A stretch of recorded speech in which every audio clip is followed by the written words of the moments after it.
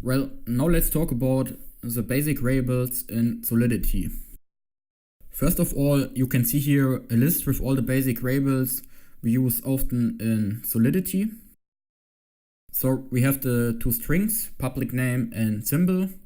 A string is just a sequence of characters, like democoin or DC. The next 6 variables are integers.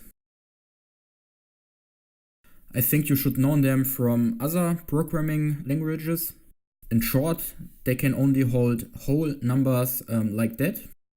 In Solidity, we can use different types of integers, the unsigned and normal integer.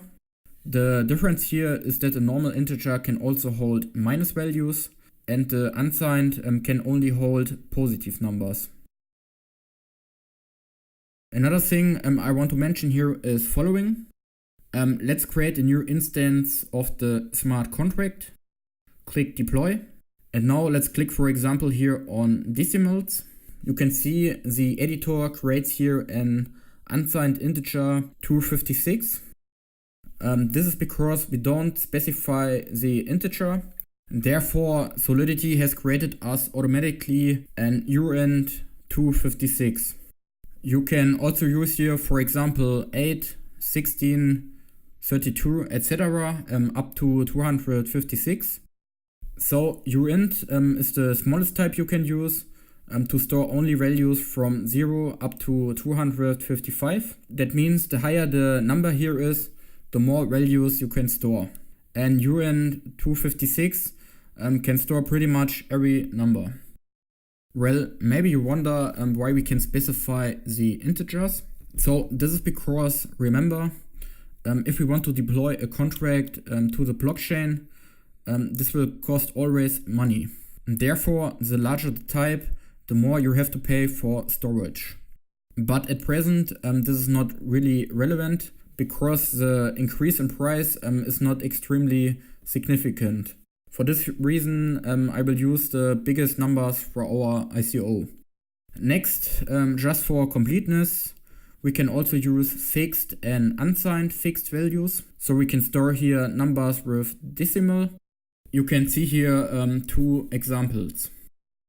Another special type from Solidity is the address. This is a special variable only for Solidity. This can hold the hexadecimal addresses from the users of the Ethereum network.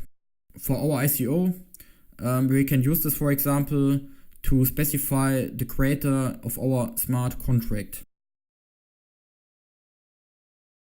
Another special type from Solidity is the mapping. In short, this is like an array. So this is the default type we use in Solidity to create a collection of key value pairs.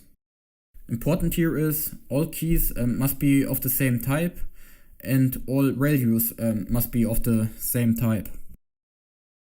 For our project, we use this in order to return the amount of money as integer of a specified address.